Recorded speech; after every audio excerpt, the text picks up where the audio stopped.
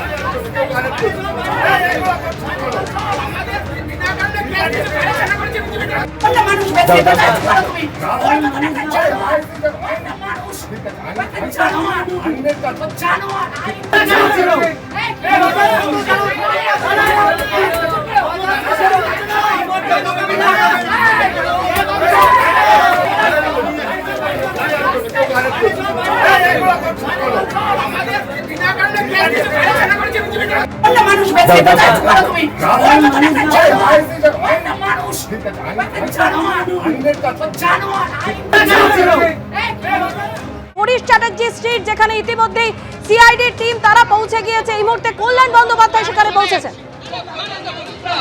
দেখো, আজকে তৃণমূল কংগ্রেসের সাংসদ কল্যাণ বন্দ্যোপাধ্যায় তিনি আজকে কিছুক্ষণ আগেই আসেন এবং তিনি জানান যে তিনি বিমানবন্দর থেকে সরাসরি এসেছেন এবং যেহেতু তিনি মমতা বন্দ্যোপাধ্যায়ের আইনজীবী, তাই তাকে বাড়ির ভেতরে এবং যে তৃণমূল কংগ্রেসের পার্টি অফিস রয়েছে সেখানে যেতে দিতে হবে এবং তারপর তিনি ভেতরে পৌঁছেছেন।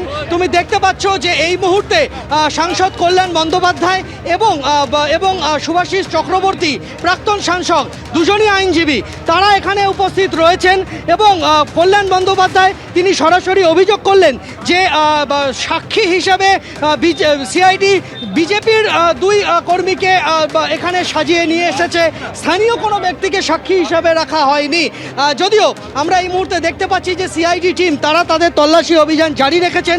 কল্যাণ বন্দ্যোপাধ্যায় তিনি তৃণমূল কংগ্রেসের যে হরিশ চ্যাটার্জি স্ট্রিটের পার্টি অফিস রয়েছে, তৃণমূল কংগ্রেসের কেন্দ্রীয় পার্টি অফিস, সেই পার্টি অফিসের সামনে তিনি দাঁড়িয়ে রয়েছেন।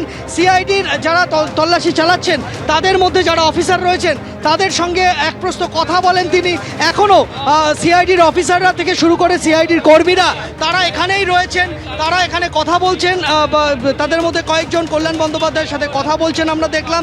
এবং শুধুমাত্র কল্যাণ বন্দ্যোপাধ্যায় নয়, কিছুক্ষণ আগে তৃণমূল কংগ্রেসের বিধায়ক কুণাল ঘোষ, মদন মিত্র, তারাও এখানে এসে উপস্থিত হয়েছেন হরিশ চ্যাটার্জি স্ট্রিটে। যদিও তাদেরকে বাড়ির ভেতরে ঢোকার অনুমতি দেওয়া হয়নি।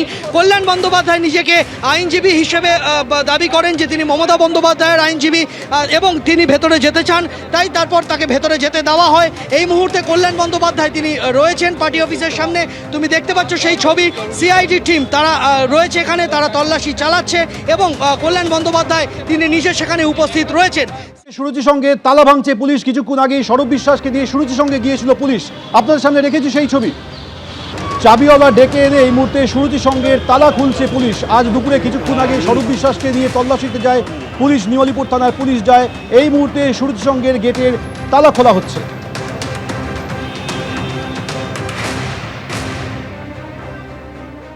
একদিকে বিধানসভায় সই জালিয়াতি মামলায় সিআইডির তৃতীয় নোটিশের পরও অভিষেক বন্দ্যোপাধ্যায় যখন আজকে হাজিরা দিলেন না, বিকেল ৫টার মধ্যে তাকে হাজির হতে বলা হয়েছিল এবং তিনি হাজির হতে পারবেন না বলে সিআইডিকে চিঠি দিলেন। আর তারই মধ্যে অভিষেক বন্দ্যোপাধ্যায় ঘনিষ্ঠ জাহাঙ্গীর খান, যাকে আপনারা জানেন গতকালই নেপালের পানি ট্যাঙ্কি সীমান্ত থেকে গ্রেপ্তার করেছিল এসটিএফ, তাকে ৫ দিনের পুলিশ হেফাজতের নির্দেশ দিল আদালত। জাহাঙ্গীর খান যখন তাকে আদালতে নিয়ে আসা হয় সেই সময় তার উদ্দেশ্যে চোর চোর স্লোগান ওঠে, ছোড়া হয় ডিমও।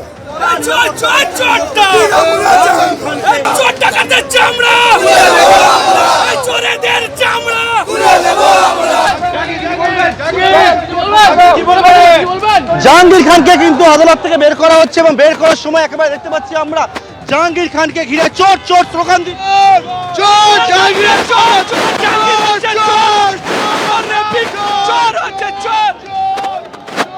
একেবারে কেন্দ্রীয় বাহিনী থেকে শুরু করে উপস্থিত পুলিশ কর্মীরা তারা এখানে চারদিকে ঘিরে রয়েছে এবং দেখতে পাচ্ছি যে জাহাঙ্গীর খানকে লক্ষ্য করেও কিন্তু কয়েকটা ডিম উড়ে আসে আমরা দেখতে পাচ্ছি। একেবারে বিভিন্ন জায়গায় দেখতে পাচ্ছি যেমন ডিম ছোড়া হচ্ছিল, তেমন জাহাঙ্গীর খানকে লক্ষ্য করেও কিন্তু কয়েকটা ডিম ছোড়া হয়। কেন্দ্রীয় বাহিনী এখানে বিশাল সংখ্যায় উপস্থিত থেকে জাহাঙ্গীর খানকে যখন একেবারে আদালত থেকে বের করা হচ্ছে তখন কিন্তু দেখতে পাচ্ছি এখানে কিন্তু ক্ষোভ দেখাচ্ছে এখানে উপস্থিত বিজেপি কর্মী থেকে শুরু করে যারা আদালতে এসেছেন তারা, এবং কোনো রকম এখানে যাতে কোনো অপ্রীতিকর পরিস্থিতি তৈরি না হয় তার জন্য কড়া নিরাপত্তা বেষ্টনীর মধ্যে দিয়ে জাহাঙ্গীর খানকে 5 দিনের কাস্টাডিতে পাওয়ার পর পুলিশ নিয়ে গেল আদালত চত্বর থেকে। এবিপি আনন্দ এগিয়ে থাকে, এগিয়ে রাখে।